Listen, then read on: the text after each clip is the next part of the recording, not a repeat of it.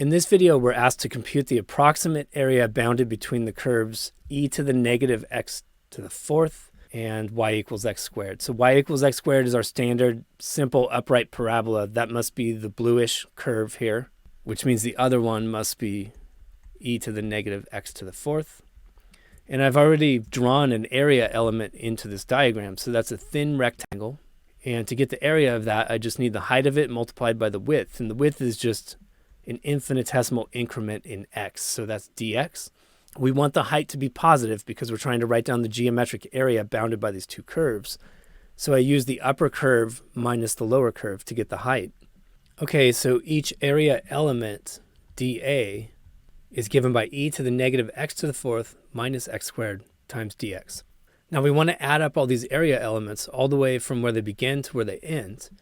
But I can tell by the symmetry of this problem and the fact that these are both even functions that I could just add up half the area elements and then multiply the answer by 2. So I'm going to add them all up as x goes from 0 to wherever these curves intersect. And I'll just label that as an x0. And then we realize we're kind of stuck on finding out where these two curves intersect. And this is why we're told to use a computer algebra system to find the intersections of the two curves. In other words, that number x0. So to find x0, what we would do algebraically is set the two equations equal to each other. And we're asking, what's the x value that makes e to the negative x to the fourth equal to x squared? And this equation has a weird mixture of transcendental and algebraic functions, and you're not going to solve this thing symbolically. So we have to involve technology here to get the job done. And the computer algebra system that I'm using is wxMaxima. And wxMaxima can't directly give you an approximation for this solution. So we have to modify it a little bit. We subtract the x squared from both sides, and we find e to the negative x to the fourth minus x squared is equal to 0.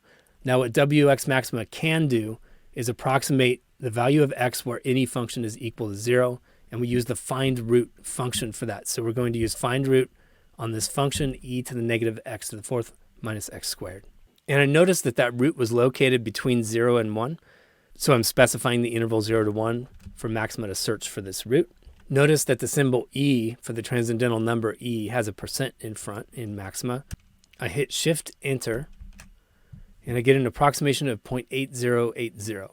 So now my total area is going to be twice the integral from 0 to 0.8080 of e to the negative x to the fourth minus x squared times dx. Now e to the negative x to the fourth is an integral that itself doesn't have any symbolic solution. So we're going to have to use a numerical integration algorithm in Maxima to finish this. And the numerical integration algorithm in Maxima is called quad QAG. So I'm taking twice quad QAG, and I'll just copy and paste the integrand there as x goes from 0.